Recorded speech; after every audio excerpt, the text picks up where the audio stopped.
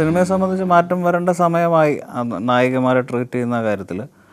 അത്ര മാറ്റങ്ങൾ ഉണ്ടായും കഴിഞ്ഞു.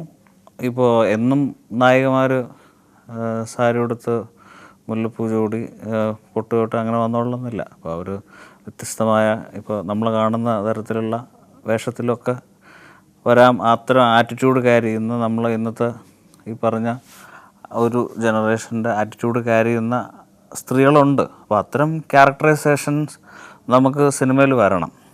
അപ്പം നമ്മുടെ നിഖാച്ച എന്ന് പറഞ്ഞ സിനിമയെ സംബന്ധിച്ചാണെങ്കിൽ ക്യാരക്ടേഴ്സ് എന്നുള്ള രീതിയിൽ മാത്രമേ ഉള്ളൂ. നായികമാരെന്ന് പോലും പറയാമോ എന്ന് എനിക്കറിയില്ല. എല്ലാവരും ആക്ടേഴ്സ് എന്നുള്ളതല്ലാതെ അപ്പോൾ ആ ക്യാരക്ടേഴ്സ് എല്ലാം നിഖാച്ചയിലെ ക്യാരക്ടേഴ്സ് എല്ലാം വളരെ ഇന്നത്തെ ഒരു ജനറേഷൻ ഈ പറഞ്ഞ യുവതികൾ അവർ റെപ്രസെൻ്റ് ചെയ്യുന്ന ക്യാരക്ടേഴ്സാണ്. സോ ആ ആറ്റിറ്റ്യൂഡ് ക്യാരി ചെയ്യുന്ന ആളുകളെയാണ് കാസ്റ്റ് ചെയ്തത്. ഇപ്പോൾ അവരുടെ ഒരു അല്ലെങ്കിൽ ഭംഗിയോ അല്ലെങ്കിൽ അവരുടെ ഡ്രസ് കോഡോ നോക്കിയിട്ടല്ല കാസ്റ്റ് ചെയ്തിട്ടുള്ളത്. ആ ആറ്റിറ്റ്യൂഡ് ക്യാരി ചെയ്യുന്ന ആളുകളെയാണ്. ഇപ്പോൾ നിഖാച്ചയെ സംബന്ധിച്ച് നമ്മൾ ഈ ഏറ്റവും വലിയ ചലഞ്ച് എന്ന് പറയുന്നത് അതിലുള്ള കാസ്റ്റിംഗ് ആയിരുന്നു. കാരണം എനിക്ക് തോന്നുന്നു 2 ആഴ്ച കൊണ്ടാണ് നമ്മൾ ആ സിനിമയിലുള്ള എല്ലാ പുതിയ ആളുകളുടെ കാസ്റ്റിങ്ങും നടത്തിയത്. അപ്പോൾ ഈ കാസ്റ്റിങ്ങൊക്കെ പലതും കാരണം നമുക്ക് അന്ന് ഷൂട്ടിംഗ് വളരെ ഇമ്മീഡിയറ്റ് തുടങ്ങേണ്ട സാഹചര്യമായിരുന്നു. കാരണം ഗോവയിൽ സീസൺ തീർന്നുകൊണ്ട്. അപ്പോൾ നമ്മൾ ഈ കാസ്റ്റിംഗ് എല്ലാം എന്ന് പറഞ്ഞാൽ അത്ര ഫാസ്റ്റായിട്ടാണ് ചെയ്തത്. അപ്പോൾ നമ്മളത് ഇപ്പോൾ അതിനകത്ത് തന്നെ രോഹിണി മറിയം ഇടിക്കുള എന്ന് പറയുന്ന അവരെ ഞാൻ ഓഡിഷൻ ചെയ്തത് നമ്മൾ സ്കൈപ്പ് വഴിയായിരുന്നു. അവർ UK ആൻഡ് അതിനകത്ത് തന്നെ മെറിൻ എന്ന് പറഞ്ഞൊക്കെ അവർ ഓഡിഷൻ ഒരു മൊബൈലിൽ അവർ ലൈക്ക് മെയിൽ ചെയ്ത് അയക്കുകയായിരുന്നു. അവരുടെ പെർഫോമൻസ് ഞാൻ പറഞ്ഞ നമ്മൾ സിറ്റുവേഷൻസ് പെർഫോം ചെയ്ത് അയക്കുകയായിരുന്നു. സോ ഇങ്ങനെയായിരുന്നു കാസ്റ്റിങ്ങിലുള്ള പ്രോസസ്സ് നടന്നത്. അപ്പോൾ നമുക്ക് ആ ഒരു ലിമിറ്റഡ് ടൈമിനകത്താണ് ഈ കാസ്റ്റിംഗ് എല്ലാം നടത്തിയത്. എൻ്റെ ഫസ്റ്റ് കിക്ക് സിനിമയെ സംബന്ധിച്ച് എനിക്ക് ആദ്യം സിനിമ ചെയ്യണമെന്ന് തോന്നിയത് എനിക്ക് തിരുടാ എന്ന് പറഞ്ഞ സിനിമ, മണിരത്നം സിനിമ. സോ അന്ന് അതിൻ്റെ ഒരു പോസ്റ്റർ മാതൃഭൂമി പത്രത്തിൽ,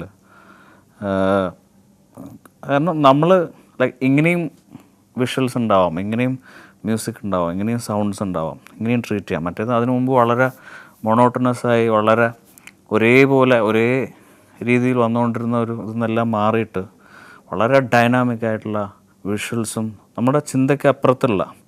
സോ അങ്ങനെ ഒരു പോസിബിലിറ്റി ഉണ്ട്. അല്ലെങ്കിൽ അത് നമുക്ക് തരുന്ന ഒരു എക്സൈറ്റ്മെൻറ്റ്, ഒരു കിക്ക്, അത് ഭയങ്കരമായിരുന്നു. അപ്പോൾ നമുക്കും ഇങ്ങനെയൊക്കെ ചെയ്യാൻ പറ്റുമോ അതെനിക്ക് തോന്നുന്നു. അവിടെ നിന്ന് ആ ഒരു തിരുടാ എന്ന് പറഞ്ഞൊരു സിനിമ, അതുപോലൊരു സിനിമ എന്തെങ്കിലും ആലോചിക്കാം. അതുപോലൊരു സിനിമ ഇപ്പോഴും എന്താ പറയുക എപ്പോഴെങ്കിലും ചെയ്യണം എന്നൊക്കെ ആ സിനിമ ക്യാരി ചെയ്തൊരു എനർജി ആയിരുന്നു എനിക്കൊന്ന് നമുക്കൊരു സ്പാർക്ക് തരുന്നത്.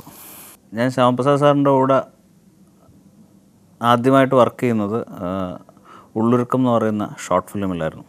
അപ്പോൾ സീഡിറ്റിലാണ് ഞാൻ പഠിച്ചിട്ട് വേണ്ടത്. അപ്പോൾ അവിടെ സാറ് ഗസ്റ്റ് ഫാക്കൽറ്റി ആയിട്ട് വന്നിരുന്നു. അപ്പോൾ അവിടെ നിന്ന് പുള്ളി വന്നപ്പോഴുള്ളൊരു പരിചയത്തിൽ നിന്നാണ് ഉള്ളൊരുക്കം, അത് കഴിഞ്ഞ് അകലെ, ഒരേ കടൽ, ഋതു, അതല്ലാതെയുള്ള സാറിൻ്റെ വേറെ ആഡ്സ് അങ്ങനത്തെ കാര്യങ്ങളിലൊക്കെ വർക്ക് ചെയ്യുന്ന ലാൽജോ സാറിൻ്റെ കൂടെ വർക്ക് ചെയ്യുന്നത് ചാന്ത് തൊട്ട്, അച്ഛനുറങ്ങാത്ത വീട്, ക്ലാസ്മേറ്റ്സ്, ഈ 3 സിനിമകളായിരുന്നു.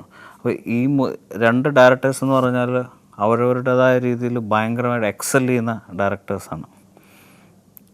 അവരിൽ നിന്ന് ഡെഫിനറ്റ്ലി ഒരുപാടെന്ന് പറഞ്ഞാൽ അവർ ഇപ്പോഴും എന്താ പറയുക അവരിൽ നിന്ന് എന്തെങ്കിലും പഠിച്ചതെന്തെങ്കിലും നമ്മുടെ കയ്യിൽ ഉണ്ടെങ്കിലേ ഉള്ളൂ.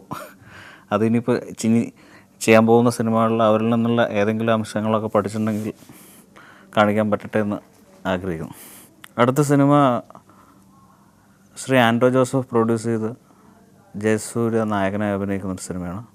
അതിൻ്റെ പ്രീ പ്രൊഡക്ഷൻ ജോലികൾ തുടങ്ങിക്കൊണ്ടിരിക്കും.